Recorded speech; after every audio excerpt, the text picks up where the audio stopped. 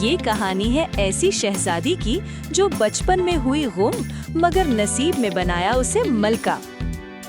उस रात जादू के साए महल की तरफ उड़ रहे थे। घने जंगल के दरमियान एक अंधेरी गार में पैदा हुई एक खौफनाक जादूगरनी। उसने शैतानी हंसी हंसकर कहा, आज मैं अपनी बेटी को शहजादी बनाकर रहूंगी। सुबह हुई तो सुनहरे महल फिर से रोशनी से भर गए। मलका अपनी प्यारी सी शहजादी को प्यार भरी नजरों से देख रही है। शहजादी पहंगूरे में ऐसे लग रही है जैसे आसमान से चांद उतर आया हो। बादशाह शहजादी को उठाता, उससे खेलता और खुश होता। छोटी परियां भी उससे खेलने के लिए आती थीं। जादूगरनी एक घार के अंदर शीशे में आने वाले वक्त को देख रही थी। अचानक वो जोर जोर से चीखने चिल्लाने लगी। उसके मुहाफिज दौड़ कर आए। उसने इंसान नुमा परों वाले जादुई परिंदे महल की तरफ रवाना किए। महल के मुहाफिज रोशनियां जलाकर महल का पहरा दे रहे थे। जादुई परिंदे ऊंची उड़ान भरते महल पहुंचे और शहजादी को चुरा लिया। असली शहजादी को महल से उठाकर जंगल में फूलों के दरमियान रख दिया गया। जादूगरनी ने जादू से अपनी बेटी की शक्ल को शहजादी की सूरत से बदल दिया और जादूगरनी की बेटी को महल में असली शहजादी की जगह रख दिया गया। एक देहाती औरत जंगल से गुजर रही थी कि उसने शहजादी को वहां पड़े देखा। वो शहजादी को उठाकर अपनी झोपड़ी में ले आती है। वो शहजादी को अपनी बेटी की तरह बड़े प्यार से पालने लगी। वक्त गुजरता गया और शहजादी जानवरों से खेलते खेलते जवान हो गई। वो जानवरों और परिंदों की ज़बान जानती थी और उनसे बातें करती रहती थी। वो घर के कामों में दूसरों की मदद करती थी। नदी से साफ पानी भरकर लाना भी उसकी जिम्मेदारी थी। उस वक्त जादूगरनी ने शहजादी पर काला जादू कर दिया। कभी कभी उसके जिस्म पर काले दाग उभर आते और वो बीमार पड़ जाती।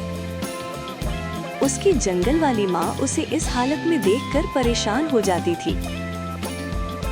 महल में झूठी शहजादी अपनी शान दिखा रही थी और खिदमतगरों पर बिला वजह चिल्ला रही थी। इसी महल में एक बहादुर शहजादा बड़ा हो रहा था जो शहजादी का कजिन था।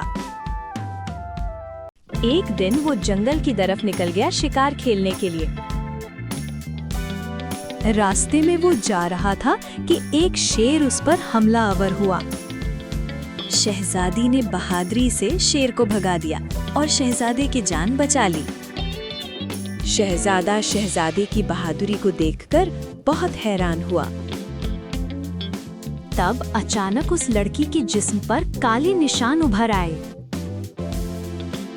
शहजादा उसकी शक्ल देखकर डर गया और वहां से भाग गया।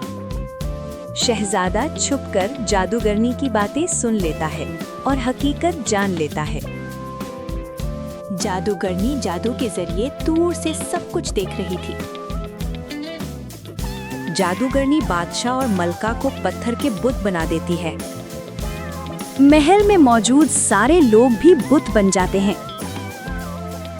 शहजादा जान बचाकर महल से भाग जाता है और जंगल वाली लड़की को सब कुछ बता देता है। लड़की ने हिम्मत से कहा, मैं अपने हक के लिए लड़ाई लड़ूंगी। वो उसे नेक बुजुर्ग के पास ले गया जो कि जंगल में ही रहता था।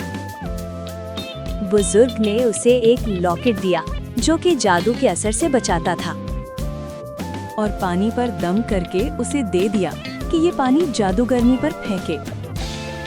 लॉकेट पहनते ही उसके गिर्द रोशनी का घेरा बन गया। वो अपने हक की लड़ाई लड़ने अकेली महल की तरफ चल पड़ी।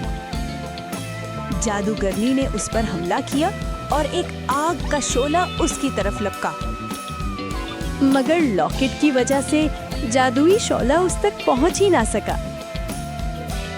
उसने मुकद्दस पानी जादूगरनी पर फेंक दिया।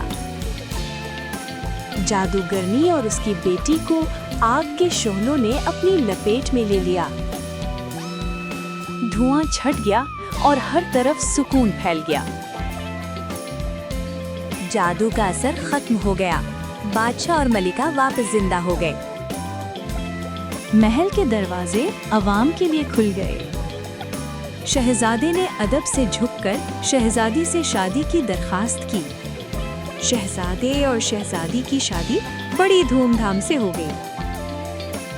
पूरी सल्तनत में जश्न का समा था। हर तरफ खुशियां ही खुशियां थीं। लोग महल के सामने खुशी से नाच रहे थे और गा रहे थे। इस तरह सच की फतह हुई और शहजादी लोगों की पसंदीदा मलिका बन गई।